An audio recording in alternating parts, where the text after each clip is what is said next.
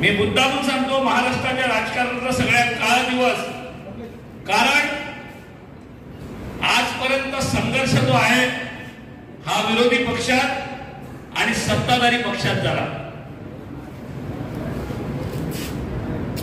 पण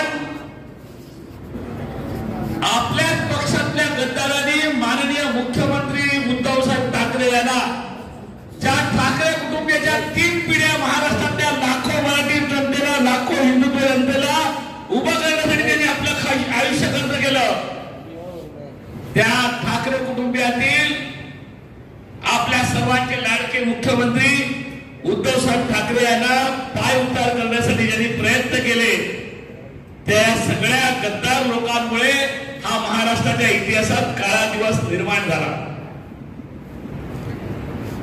मित्रांनो, मी आता कोणाला नाही ऐकले संकट आहे म्हणून।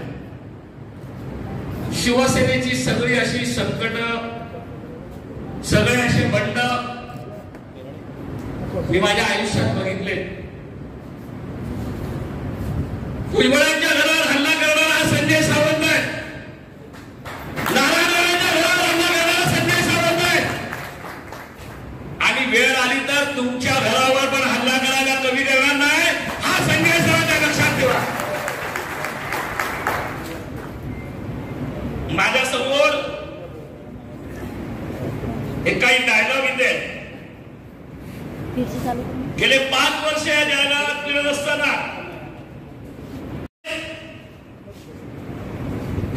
यांना आपल्याला सर्वांना शोधावं लागेल। माझ्या अगोदर कुलभूषणने एक डायलॉग मारला, तो परत रिपीट करत नाही, पण हा डायलॉग मारताना मला वाटतं कदाचित त्यांना तो डायलॉग कळला नसेल, कारण कदाचित मला वाटतं हा उर्दू भाषेतला डायलॉग आहे, कारण आजपर्यंत त्यांनी कित्येक डायलॉग उर्दू भाषेमध्ये मारले, पण त्यांना कल्पना नव्हती की हा डायलॉग कधीतरी आपल्या अंगाशी येईल। जमीन बेचने वाले से हमने दोस्ती नहीं की, जमीन बेचने वाले से हमने दोस्ती नहीं की, वरना वक्त के पहले अमीर हो जाते। त्यांचा शब्द है, वक्त के पहले हम अमीर हो जाते। हमने औरों से जैसे दो नशा नहीं की, वरना वक्त के पहले फकीर हो जाते। मला यांना प्रश्न विचारायचा आहे की कोणाबरोबर दोस्ती केली आणि कोण अमीर झाले, कोणाबरोबर दोस्ती केली आणि कोणाला फकीर ठेवला? ही फकीर जनता, ही शिवसेना, ही शिवसैनिक आहे, यांच्या मतावर तुम्ही अमीर झाले आणि वेळ आली तर यांना सोडून गेले, तर हे फकीर समोर आहेत आणि अमीर कोण आहेत तुम्हाला कळलं नाही। त्याच्यानंतर दुसरा डायलॉग भरलाय, तंबू भी लगा देंगे धूमधाम से और बंबू भी लगा देंगे धूमधाम से, भगवा भी लहरा देंगे तो धूमधाम से। आता ही तुमची धूमधाम कुठे गेली? अहो तुम्हाला एक फोन आला, तुम्ही घाबरून पळाले, तुम्ही या लोकांना सांगता धूमधाम से? जर खरा बाळासाहेबांचा शिवसैनिक असता ना, तर त्याला सांगितलं असता महाराष्ट्रात ये, वेळ सांग, मी तुझ्यासाठी उभा राहतो, आणि ही सांगायची धमक पाहिजे, त्याला शिवसैनिक म्हणतात।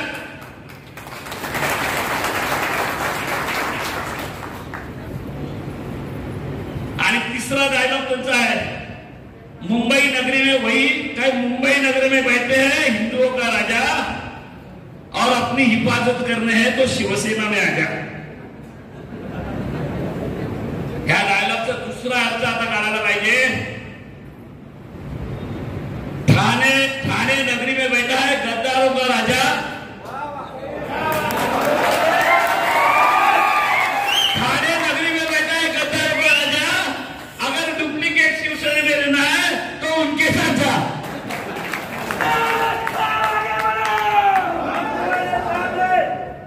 आणि मी म्हणून मुद्दामून सांगितलं की आपली हिफाजत करने आ जा, तो असं सांगितलं नाही, कारण जर डुप्लीकेट शिवसेना में जाना है तो उनके साथ जा म्हणून मी मुद्दामून सांगितलं।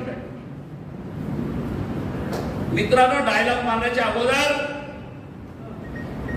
ह्याचा अर्थ काय आहे, आपण भविष्यात या गोष्टीचं आचरण करू शकतो का, याचा पहिला अभ्यास करायला पाहिजे. मी यांच्यासाठी एक खास डायलॉग आणलाय, कारण का आता जळगावात आजूबाजूला डायलॉग पडल्यामुळे मला पण काही डायलॉग मध्ये सवय झाली आहे. मुद्दाम सांगतो, पण मगाशी म्हणाल माझ्यावर अनिल खेरडे होते, त्यांनी मला सांगितलं की सगळ्या डायलॉगांचं काय, मी त्यांच्यासाठी 2 डायलॉग आणले. त्याच्यातला एक डायलॉग आहे, जब भी लोग नई दुनिया बसाते हैं कई चेहरे बदल देते हैं. मला वाटतं ते हिंदी पिक्चरचं काही गाणं आहे, बरोबर आहे ना. जब भी चाहे नई दुनिया बसा लेते हैं लोग, एक चेहरे पे कई चेहरे लगा लेते हैं लोग. दूसरा एक डायलॉग त्यांच्यासाठी आणला कि हमें तो अपने ने गिराने की कोशिश की, हमें तो अपने ने गिराने की कोशिश की, गैरों में क्या दम था, अरे इनकी कश्ती वही डूबी वहां पानी नहीं कम था. कारण मी मुद्दाम सांगतो वहां पाणी बी कम था, कारण त्या गोवाट्यामध्ये पाणी कमी असल्यामुळे तिथे महापूर आलेला आहे आणि त्या महापुरामध्ये डुबायची वेळ आलेली आहे. सांगायसारखं गुलाबरावांनी आता आपल्या भाषणात सांगितलं, कित्येक गोष्टीचा उलगडा केला. माझ्या समोर बसलेल्या सगळ्या लोकांनी गोष्टीचा उलगडा केला. गुलाबराव, तुम्हाला मी एक गोष्ट हक्काने सांगतो, जळगाव ग्रामीणनी आजवर फक्त गुलाबावर प्रेम केलं, पण ज्या गुलाबावर प्रेम केलं ते गुलाब शिवसेनेत असलं पाहिजे. इतर गुलाबाला त्यांनी पायाखाली काढलं. लक्षात घ्या, जळगाव ग्रामीण मध्ये सगळ्यांनी फक्त गुलाबावर प्रेम केलंय, पण ते गुलाब शिवसेनेत असलं पाहिजे. इतर कुठल्या गुलाबाला जळगाव ग्रामीण मध्ये हातात धरलेलं नाही. तुम्हाला माहिती आहे, गेले कित्येक दिवस मीडियावर तुम्ही बघताय काय चाललं काय नाही. माझी मीडियावाल्यांना विनंती आहे की 2014 पासूनचा काळ जरा आठवा. 2014ला हेच महाशय ज्यांना 2.5 वर्ष राष्ट्रवादी आणि काँग्रेसच्या शेजारी बसल्यानंतर आठवलं की आपलं हिंदुत्व कुठेतरी हरवलंय. 2014 साली हेच महाशय पृथ्वीराज चव्हाण बरोबर जायला तयार होते की नाही हे मीडियाने सांगावं. 2019ला ज्या वेळेला गेले 5 वर्ष 14 ते 19 पर्यंत होते, त्यावेळेला ह्याच सगळ्या महाशयांनी माननीय उद्धव साहेबांना सांगितलं, साहेब हे भाजपवाले आपल्याला काही टिकायला देणार नाही, आपल्याला यांची युती तोडायला पाहिजे, आपण यांच्यासोबत जायला नाही पाहिजे. आणि आज 2.5 वर्ष मांडीला लावून बसले आणि त्यांना आठवलं आपलं हिंदुत्व कुठेतरी हरवलेलं दिसतंय. कदाचित त्यांच्या डोळ्यावर कुठला चष्मा यांनी घातला होता हे मीडियावाल्यांनी तपासून घ्यायला पाहिजे. मुद्दाम सांगतो, कारण गेल्या 2.5 वर्षात खरोखर शिवसेना प्रमुख यांच्या पुत्र या महाराष्ट्र राज्याचे मुख्यमंत्री उद्धव साहेबांना फार संकटाला समोर जावं लागलं. कोविडचा काळ आला, महापूर आले, कोल्हापुरात महापूर आला, ते कुठलं ते वादळ आलं. या सगळ्यानंतर कुठे सावरतो नाही तोपर्यंत त्यांचं मानेचं दुखणं आलं. त्यांच्या 2 ऑपरेशन झाल्या आणि या सगळ्यामध्ये या सगळ्यात वेळ देऊ शकलेला आहे म्हणून ही जबाबदारी त्यांनी पक्षातील इतर मंत्र्यांना दिली. आणि आज ज्या वेळेला त्यांच्या सोबत उभं राहण्याची वेळ होती त्यावेळेला ह्यांनी बंड करायचा प्रयत्न केला. पण शिवसेना प्रमुखांनी तयार केलेले शिवसैनिक एवढे मजबूत आहेत की त्यांनी सर्वांनी ह्या आज हेडलाईन बद्दल दाखवून दिलाय की साहेब आम्ही तुमच्या सोबत आहोत. मला तुम्हाला सगळ्यांना विचारायचं आहे, आपला प्रत्येकाचा हात वर करून सांगा की आपण शिवसेना प्रमुखासोबत आहोत की नाही. मीडियावाल्यांनी पिक्चर यावं समोर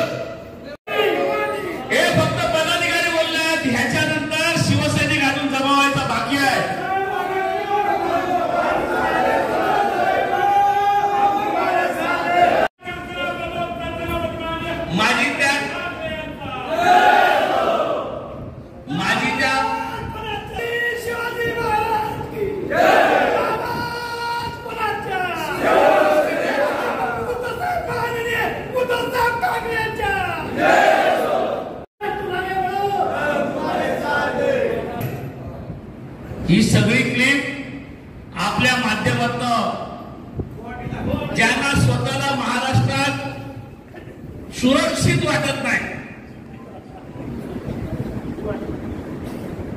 ज्यांना महाराष्ट्राचा वडापाव पचत नाही,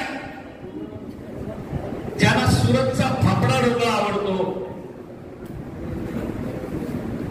आणि ज्यांना गुवाहाटी हे निसर्गरम्य स्थळ वाटतं, अशा सगळ्या बंडखोरांना सांगा ये सिर्फ झांकी है, अभी आप महाराष्ट्र में हैं और बहुत कुछ बाकी है.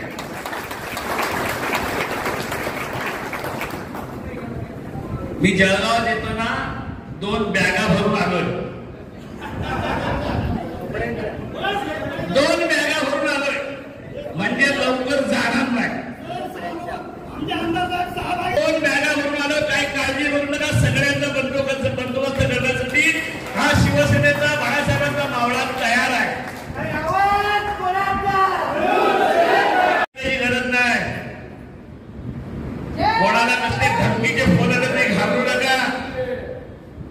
550 किलोमीटरवरनं मुंबईवरनं जळगावमध्ये येताना डोक्याला कफन बांधून आलंय, लक्षात ठेवा. कोणाला धमकीचे फोन करण्याची हिंमत करू नका. या मीडियाच्या माध्यमातून तुम्हाला सांगतोय, गेल्या घरी सुखीरा.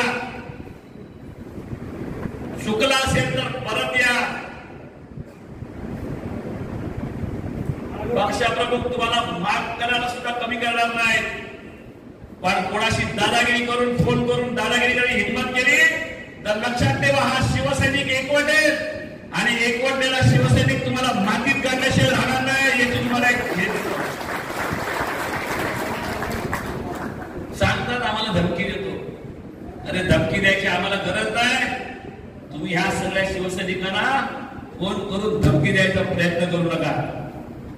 भाऊसाहेब तुमच्यासाठी शेर साहेब आम्हाला गौरव सांगता होय साहेब, तुम्ही जे कपड बांधून राहिले ते शेर तुमच्यासाठी आज ते राहणार मी की शिवसेनेवर प्रेम करणारे असे सुद्धा निष्ठावंत सैनिक आपल्या समोर असते. अरे या शिवसैनिकांनी तुमच्यासाठी काय नाही केलं? या माझ्या माता भगिनींनी तुमच्यासाठी काय नाही केलं? आपले संसार बाजूला ठेवले, आपल्या मुलांचं पालन पोषण बाजूला ठेवलं. पण जेव्हा निवडणुका आल्या त्यावेळेला माझा धनुष्यबाण जिंकला पाहिजे, माझ्या बाळासाहेबांचे सैनिक जिंकले पाहिजे म्हणून तुम्हाला साथ दिली. आणि ज्या साथ दिल्याची तुम्हाला किंमत कळली नाही. खरंच तुम्हाला तुमच्यात खरंच जिद्द असेल, तुमच्यात खरोखर मर्दपणा असेल तर माझं तुम्हाला आव्हान आहे, तिथे गुवाहाटीत राहण्यापेक्षा उद्या महाराष्ट्रात या, आपल्या आमदारकीचा राजीनामा द्या आणि नंतर निवडून येताना सांगा की आम्ही निवडून येऊ शकलो. हा शिवसैनिक तुम्हाला गाडल्याशिवाय गप्प बसणार नाही.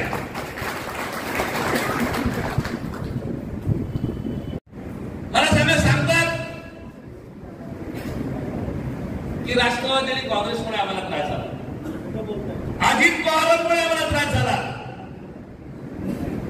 शिवसेनेचे मंत्री आम्हाला वेळ देत नाही, शिवसेनेचे मंत्री आमचे काम करत नाहीत.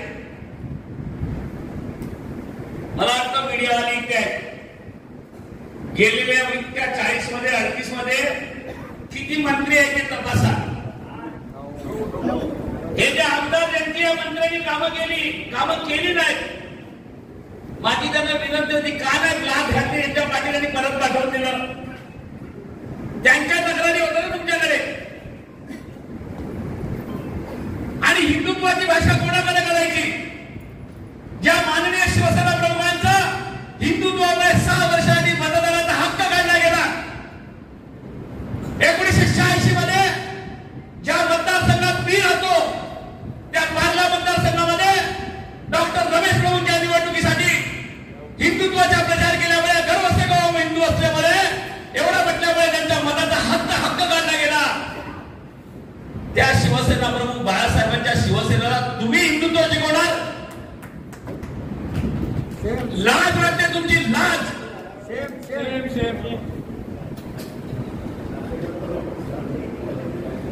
आनंद निघाली गद्दारांचा कलंक म्हटला जातो.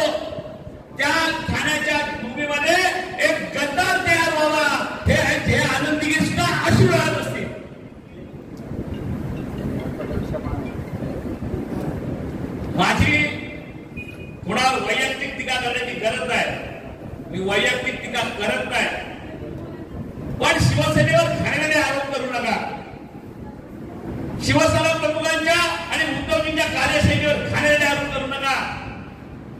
हिम्मत असेल तर सांगा, साहेब मी घाबरलो, मी इथे राहू शकलो नाही, मी घाबरून त्यांच्याकडे गेलो.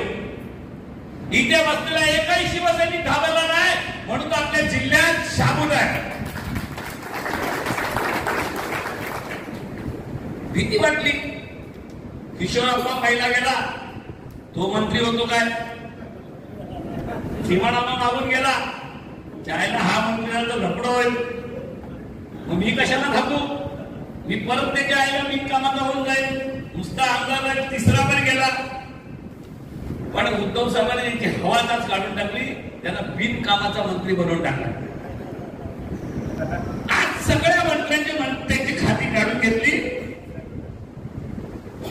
आणि त्यांना सांगितलं तुमच्याकडे आज मेजॉरिटी आहे, तुमचा गट आहे, तुम्हीच मुख्यमंत्री, तुम्हीच मंत्री, पण तुमच्याकडे मंत्रिपदाचा कार्यभार सुद्धा ठेवला नाही.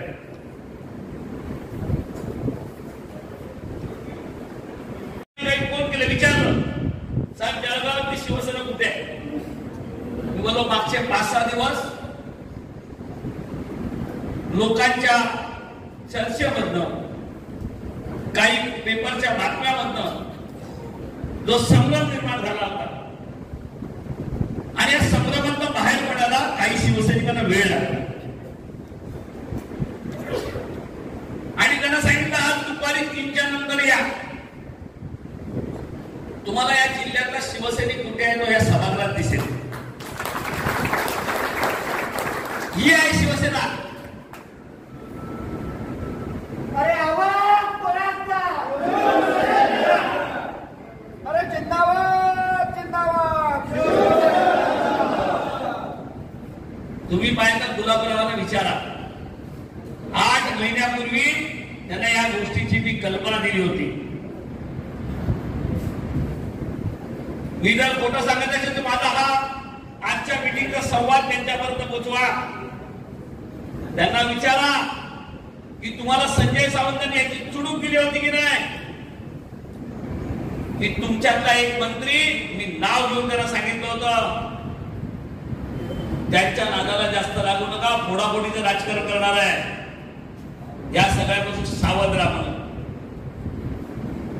त्यांनी मला सांगितलं होतं साहेब मी बाळासाहेबांचा शिवसैनिक आहे,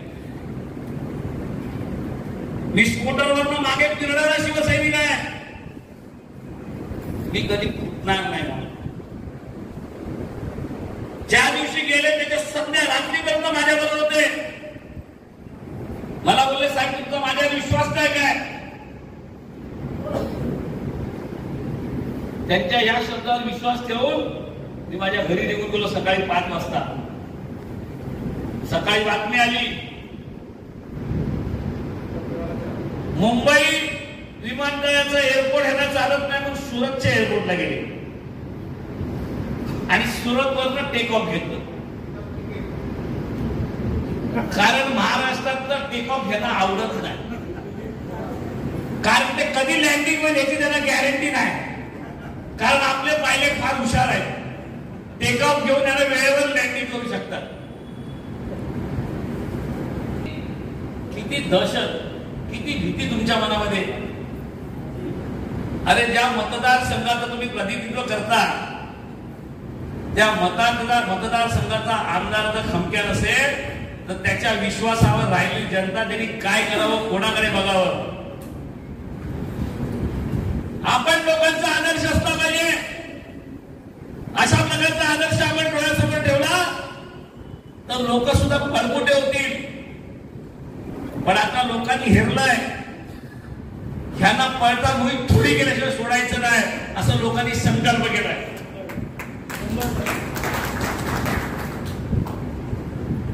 काल कोणीतरी राऊत साहेबांच्या त्या शब्दाचा विपर्यास्त केला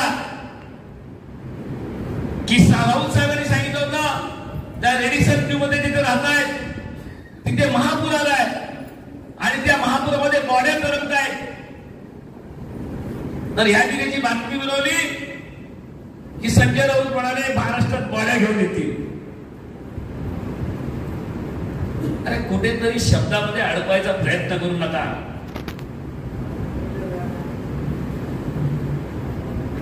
तुम्हाला अजूनही वेळ गेली नाही, अजूनही वेळ गेली नाही. केलं, पण मनापासून शिवसैनिक आहे. आम्ही बाळासाहेबांचे शिवसैनिक आहे. कशाला नाव घेता? हे बाळासाहेबांचे शिवसैनिक आहेत, हे बाळासाहेबांचे शिवसैनिक आहेत.